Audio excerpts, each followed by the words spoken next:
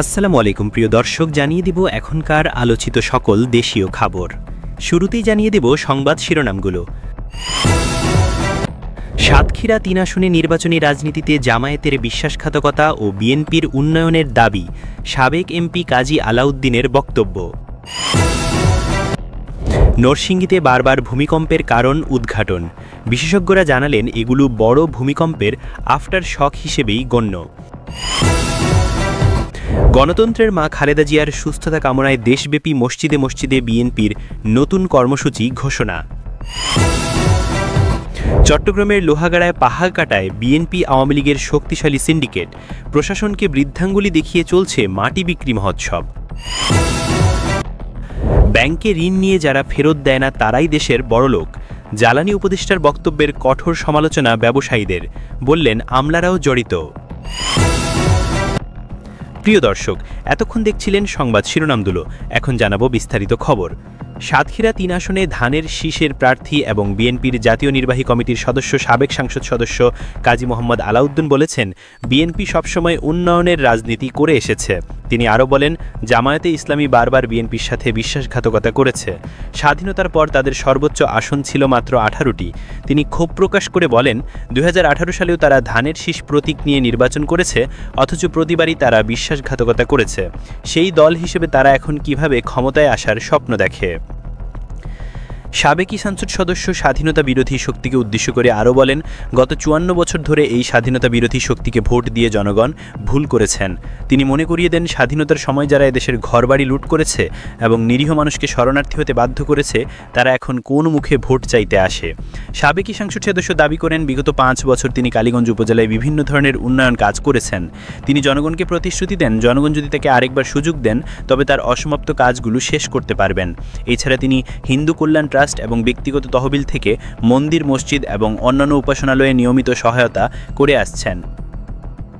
রাজধানী ঢাকাসহ এশিয়ার বিভিন্ন স্থানে ভোরে মৃদু ভূমিকম্প অনুভূত হয়েছে। জানা গেছে এর উৎপত্তিস্থল ছিল নরসিংদী জেলায়। গত 21শে নভেম্বর যে ভয়াবহ ভূমিকম্প হয়েছিল, এটি তারপরে নথিভুক্ত হওয়া 7ম ভূমিকম্প এবং এই 7টির মধ্যে প্রায় 6টিরই উৎপত্তিস্থল ছিল নরসিংদী অঞ্চলে। স্বাভাবিকভাবে প্রশ্ন উঠেছে, কেন একই স্থান থেকে বারবার ভূমিকম্প হচ্ছে? একই স্থান থেকে বারবার ভূমিকম্পের উৎপত্তির বিষয়ে আবহাওয়া দপ্তর জানিয়েছে, ভয়াবহ বা বড় ভূমিকম্পের পর একই স্থান থেকে বারবার মৃদু কম্পন সৃষ্টি হওয়াকে আফটার শক বা পরবর্তী কম্পন হিসেবে বিবেচনা করা হয়। সকালে আবহাওয়া দপ্তরের ভূমিকম্প পর্যবেক্ষণ কেন্দ্রের ভারপ্রাপ্ত কর্মকর্তা রুবায়াত কবির গণমাধ্যমকে বলেন, দেশে একটি বড় ভূমিকম্প হওয়ার পর ছোট ছোট মৃদু অনেক ভূমিকম্প হয়েছে। আমরা এখনও পর্যন্ত এই কম্পনগুলোকে আফটার শক হিসেবেই দেখছি। ইউরোপিয়ান মেডিটেরিয়ান সিসমোলজিক্যাল সেন্টারের তথ্যমতে আজকের ভূমিকম্পের গভীরতা ছিল ভূপৃষ্ঠ থেকে 30 কিলোমিটার এবং মাত্রা ছিল 4.1। যেহেতু এটি একই স্থান থেকে বারবার ঘটছে, তাই দেশের ভূতাত্ত্বিক অবস্থা সম্পর্কে নতুন করে পর্যবেক্ষণ এবং সতর্কতা গ্রহণ জরুরি হয়ে উঠেছে। বাংলাদেশ জাতীয়তাবাদী দল বা বিএনপির পক্ষ থেকে নতুন কর্মসূচি ঘোষণা করা হয়েছে। বিএনপির সিনিয়র যুগ্ম মহাসচিব অ্যাডভোকেট রুহুল কবির রিজভী স্বাক্ষরিত এক সংবাদ বিজ্ঞপ্তিতে এই তথ্য জানানো হয়েছে। বিজ্ঞপ্তিতে বলা হয়, আজ গণতন্ত্রের মা, সাবেক প্রধানমন্ত্রী ও বিএনপির চেয়ারপারসন দেশনেত্রী খালেদা জিয়ার আশু সুস্থতা কামনায় বাংলাদেশ জাতীয়তাবাদী দল বিএনপির উদ্যোগে ঢাকা শহর সহ দেশব্যাপী সকল মসজিদে জুমার নামাজের পর বিশেষ দোয়া অনুষ্ঠিত হবে।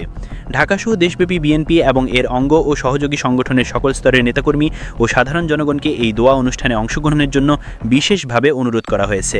একই সাথে বিজ্ঞপ্তিতে আরও বলা হয়েছে, দেশনেত্রীর আশু রোগ মুক্তি কামনায় দেশের সকল মন্দির, গির্জা ও প্যাগোডা সহ অন্যান্য উপাসনালয়ের সংশ্লিষ্ট ধর্মীয় সম্প্রদায়ের মানুষদেরকে সৃষ্টিকর্তার নিকট প্রার্থনা করার জন্য অনুরোধ করা হয়েছে। চট্টগ্রামের লোহাগাড়ায় পাহাড় কাটায় বিএনপি আওয়ামী লীগের শক্তিশালী সিন্ডিকেট, প্রশাসনকে বৃদ্ধাঙ্গুলি দেখিয়ে চলছে মাটি বিক্রি মহোৎসব। অভিযোগ উঠেছে, এবার বিএনপি এবং আওয়ামী লীগের স্থানীয় প্রভাবশালী নেতারা মিলে গড়ে তুলেছে এই পাহাড় কাটা সিন্ডিকেট। সরজমিনী উপজেলার বড়হাতিয়া ইউনিয়নের দক্ষিণ চাকফিরানি গুরলিবের পাড়ায় গিয়ে দেখা যায়, চারপাশে টিনের ঘেরা দেওয়া বিশাল আকৃতির পাহাড়টির অর্ধেক কেটে ফেলা হয়েছে। প্রায় 25 ফুট উচ্চতার এবং 200 ফুট দৈর্ঘ্যের পাহাড়টির বেশিরভাগ অংশ এক্সকেভেটর দিয়ে কেটে সাবার করে দেওয়া হয়েছে। এছাড়াও কেটে ফেলা হয়েছে পাহাড়ের শত শত বিভিন্ন প্রজাতির গাছ।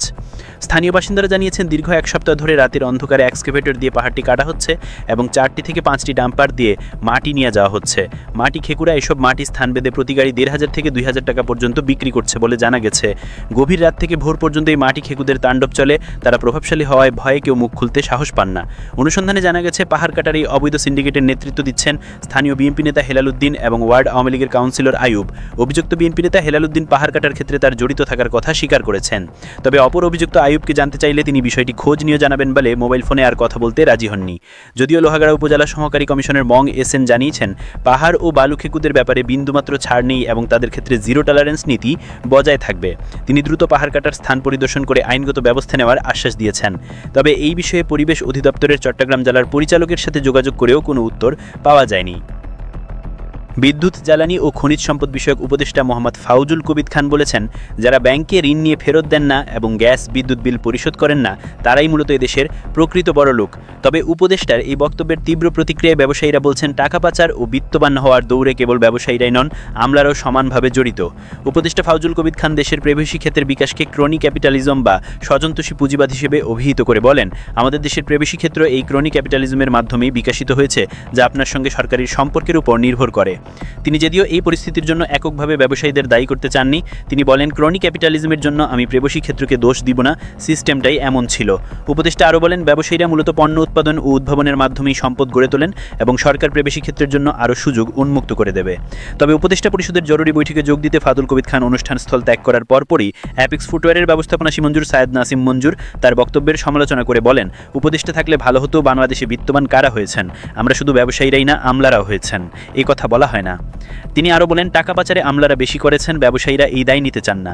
বাংলাদেশ ব্যাংকের গভর্নর ডক্টর আহসান মনসুরকে উদ্দেশ্য করে নাসিম মঞ্জুর বলেন যেসব ব্যবসায়ী টাকা চুরি করে, গ্যাস চুরি করে, বিদ্যুৎ চুরি করে তাদের ধরেন, ওনাদের দায় আমরা নিতে চাই না। প্রিয় দর্শক, এই ছিল এখনকার গুরুত্বপূর্ণ নিউজ। আরও গুরুত্বপূর্ণ নিউজ নিয়ে ফিরছি কিছুক্ষণের মধ্যে। নিউজগুলো সবার আগে দেখার জন্য এই চ্যানেলটি সাবস্ক্রাইব করে আমাদের সাথে থাকুন। ধন্যবাদ।